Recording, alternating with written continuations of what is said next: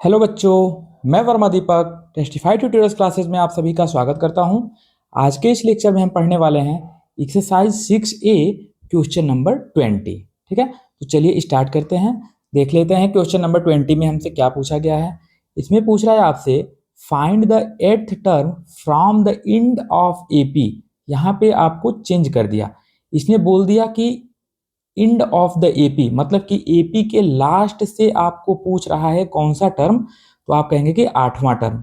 इसके पहले आप क्या करते थे, इसके पहले जो हम करते थे वो बिगिनिंग से, एपी के बिगिनिंग से हम nth टर्म निकालते थे। ठीक, बट अभी क्या करना है कि लास्ट से, यानी कि इंड से, इंड कहाँ पे हुआ है 184 पे। जैसे हमारी एपी चल रही है बाबू, 7 के बाद 10 आया, 10 के बाद 13 आया, 13 के बाद यहाँ आपका 16 आ जाएगा। ठीक है, ऐसे ही बढ़ते बढ़ते लास्ट में कहां तक पहुंच गया है 184 पर। अभी आपसे पूछना चाह रहा है कि आप लास्ट से एट्थ टर्म पर क्या पड़ेगा वहीं आपको बताना है। जैसे 184 के पहले, फिर उसके पहले, फिर उसके पहले, ऐसे करते करते जब हम आठवें नंबर पे आएंगे तो कौन सा यहाँ पे टर्म पड़ेगा, कौन सा नंबर आएगा वहीं आपको बताना है। तो मैंने आपको nth टर्म का एक फॉर्मूला बताया था, वो क्या था, t n is equal to a plus n minus one into d, a plus n minus one into d. जहां पर आपका ये टी एन क्या था बाबू, तो nth टर्म था, ए आपका फर्स्ट टर्म था, एन आपका जो था नंबर ऑफ टर्म था, और डी क्या था आपका कॉमन डिफरेंस था। लेकिन यहाँ पर आपको लास्ट टर्म के लिए भी मैंने एक फॉर्मूला बताया था इंट्रो क्लास में। आप ध्यान दीजिएगा, इंट्रो क्लास जब मैं पढ़ा रहा था आपको, तो उस वहाँ पे मैंने आपको बताया था लास्ट टर्म का एपी जो है, लास्ट टर्म से हम कैसे निकालेंगे nth टर्म को। वो मैंने बताया था कि last term from the AP, या फिर कह सकते हैं कि nth टर्म फ्रॉम इंड। मैंने बोला था nth term from from end is equal to, मैंने बताया l minus n minus one into d. ठीक है, अब देखिए इन दोनों में डिफरेंस कहाँ से आ रहा है। ये बिगनिंग वाला जो था उसमें क्या था, यहाँ पे ए था, ठीक है, यानी कि पहला टर्म लिखा जाता था।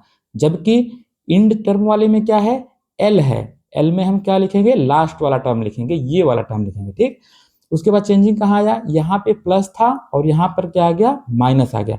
बाकी यहाँ से ये सारी चीजें दोनों में क्या है, सेम है। तो इसको ट्रिक से आप लर्न कर सकते हैं कि जब भी हम लास्ट टर्म से निकालेंगे ना, तो बिगिनिंग से निकालते थे तो फर्स्ट टर्म लेते थे, और इंड से निकालेंगे तो लास्ट टर्म ले लेंगे। ठीक, फिर चेंजिंग सिर्फ यहाँ पे प्लस है, वहीं यहाँ पे क्या लगा देना है आपको, माइनस लगा देना है। इस तरीके से आप nth term from the end of the AP से इस फॉर्मूले को याद रख सकते हैं। ठीक, चलिए पहले हम क्या कर लेते हैं, जो भी चीजें यहाँ पे दी गई हैं उसको पहले एक बार हम लिख लेते हैं कि क्या क्या इसमें हमको दिया गया है और क्या चीज हमसे पूछ रहा है। ठीक, तो पहला ए दे रखा है, इसमें ए दिया हुआ है, ए इज इक्व टू, यहाँ देखिए ए दिया हुआ है आपका 7, तो यहाँ क्या रखने, ए इज इक्व टू 7। फिर आपका बारी आता है कॉमन डिफरेंस डी का, तो डी इज इक्व टू, मैंने आपको फॉर्मूला क्या बताया था, T2 माइनस T1, मतलब कि सेकेंड टर्म में से पहले टर्म को घटाना है।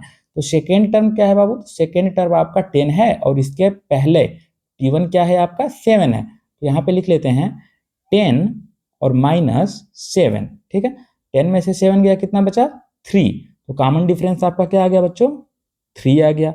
अब इसके बाद आता है बात लास्ट टर्म की, L इज इक्व टू, कितना दे रखा है, लास्ट टर्म देखिए आपको दे रखा है 184, तो यहाँ लिख लेते हैं L इज इक्व टू 184। अब हम फॉर्मूला लगा लेते हैं किसका, nth term from the end.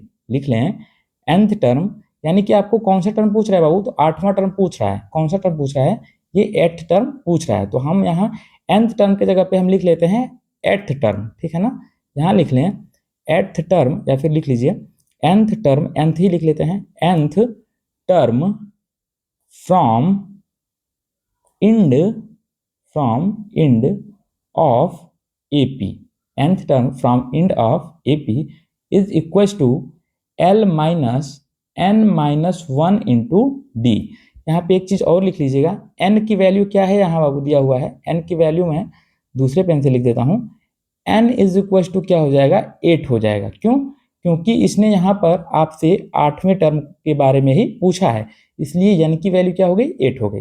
अब इस फॉर्मूले में सभी वैल्यूज को हम क्या कर लेते हैं, एक बार पुट कर देते हैं।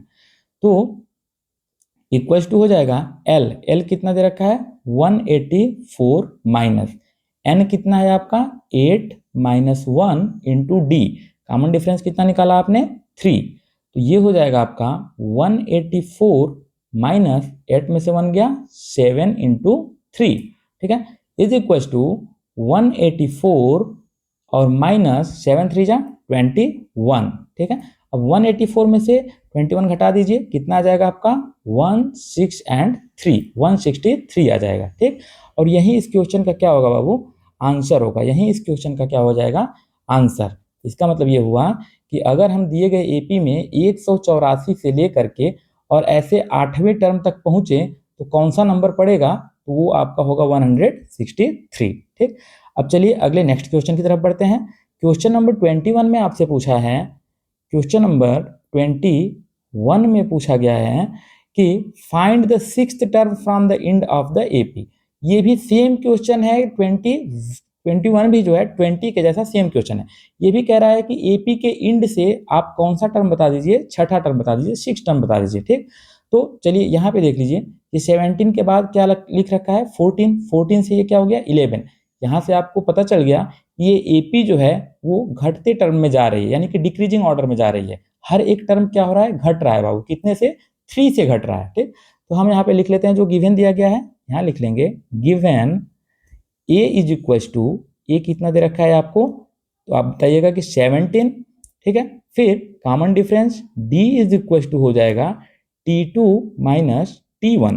तो यहाँ पे सेकेंड टर्म क्या है बाबू, तो आप कहेंगे कि सेकेंड टर्म जो है हमारा वो है 14 और माइनस पहला टर्म क्या है 17 इज इक्वल टू 14 में से 17 माइनस कर दीजिए, क्या आ जाएगा माइनस का 3, ठीक। अब देखिए लास्ट टर्म यहाँ पे क्या दे रखा है आपको, तो आप कहिएगा सर L की वैल्यू दे रखा है -40 और n कितना दे रखा है, तो n इज इक्वल टू, ये 6th टर्म हमसे पूछ रहा है ना, यही आपका n की वैल्यू होगी, तो n इज इक्वल टू 6 रख लिया, ठीक। अब यहाँ पे हम निकाल लेते हैं, लिख लेते हैं यहाँ पे कि 6th term from end, 6th term from end is equal to L minus n-1 into d. अब यहीं पे हम वैल्यू पुट कर लेते हैं, L की वैल्यू दे रखा है -40, कितना माइनस का 40 दे रखा है, फिर माइनस n-1, n कितना दिया है बाबू, तो 6 दिया हुआ है, 6 minus 1 into d, common difference क्या दे रखा है -3 is equal to -40 minus 6 minus 1 क्या हो गया, आप कहिएगा कि 5 हो गया, इंटू ये क्या हो गया -3। अब देखिए -40 और यहाँ पे दो जगह माइनस आ रखा है, माइनस यहाँ भी और माइनस यहाँ पे भी, और दोनों का क्या करना है मल्टीप्लाई, तो क्या हो जाएगा बाबू प्लस हो जाएगा, ठीक। यहाँ पे कर दिया प्लस 5 3 जा 15, ठीक है। अब ये कह रहा है कि इस 15 में से 40 को घटा दीजिए, आपको अच्छे से पता है 15 में से 40 नहीं घटेगा, तो यहाँ लगा दिया मैंने क्या माइनस, ठीक है। और अब घटा लिए 40 में से, तो 10 में से 5 गया ये 5 और 3 में से गया 2, तो कितना आ गया बाबू 25। और यही इस क्वेश्चन का क्या था बच्चों आंसर था, यही इस क्वेश्चन का आंसर था। यानी कि इस डिक्रीजिंग एपी में जब -40 से इधर आप 6वें टर्म पे पहुंचेंगे ना, तो क्या आने वाला है माइनस का 25 आने वाला है, ठीक है। चलिए आज के लिए बस इतना ही, अगले लेक्चर में हम फिर नेक्स्ट क्वेश्चन को सॉल्व करेंगे। अगर किसी भी प्रकार का कोई भी आपको डाउट आ रहा है ना, तो आप मुझे कमेंट सेक्शन में कमेंट करके बता सकते हैं, मैं हर एक स्टूडेंट का कमेंट देखूंगा और उसका मैं रिप्लाई जरूर दूंगा, ठीक। अगर रही बात साउंड की, बहुत बच्चे कंप्लेन कर रहे हैं कि सर साउंड क्लियर नहीं आ रही है या फिर साउंड जो है लो आ रही है, तो बाबू अभी 2-4 दिन के लिए ना आप फुल वॉल्यूम पे करके और आप ईयरफोन या फिर इससे ईयरफोन का यूज करके आप वीडियो को देखिए, ठीक है, और फुल साउंड कर लीजिए। 2-4 दिन के अंदर ही मैं कोशिश कर रहा हूँ कि उसको अपग्रेड कर दूँ, साउंड वाली प्रॉब्लम को मैं ठीक कर दूंगा, सही हो जाएगा, ठीक है, तब से कोई कंप्लेंट नहीं रहेगी आपकी, ठीक। बस आज के लिए इतना ही, खुश रहिए, व्यस्त रहिए, मस्त रहिए और बाबू लोग मन लगा करके पढ़ाई करते रहिए, ठीक है, धन्यवाद।